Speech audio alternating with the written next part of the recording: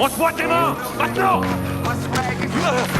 Le garçon, terrorisé, tente d'expliquer qu'il n'a absolument rien fait, mais le policier le plaque au sol et le maîtrise sans la moindre hésitation. Face aux protestations du jeune, l'agent réplique froidement que c'est pour leur propre sécurité avant de lui passer les menottes sur place. En voyant la scène, la mère du garçon se précipite hors de la maison pour intervenir, mais la police l'empêche de s'approcher et la repousse brutalement sur le côté. En voyant leur mère malmenée, d'autres membres de la famille sortent aussitôt. Sans hésiter, le policier saisit sa radio et affirme être attaqué par des riverains, puis dégaine son arme et ordonne à tout le monde de se coucher immédiatement au sol. West tente d'expliquer la situation, mais il est interrompu sur le champ par son supérieur, tandis que la mère du garçon continue de répéter que son enfant ne peut pas être un criminel. Les renforts arrivent rapidement et Stanton exige que West arrête tout le monde. Mais celui-ci commence à remettre en question sa manière d'agir, d'autant plus que Stanton ne fait même pas de distinction et s'en prend jusqu'à la grand-mère de 80 ans. Devant l'escalade de la situation, Tim, arrivé sur les lieux, prend Stanton à part. Ce dernier insiste sur le fait que le garçon correspond au signalement d'un suspect de braquage, mais Tim lui répond que le véritable coupable a été interpellé depuis plus d'une demi-heure et qu'il l'a déjà signalé à la radio. Pourtant, malgré cette information,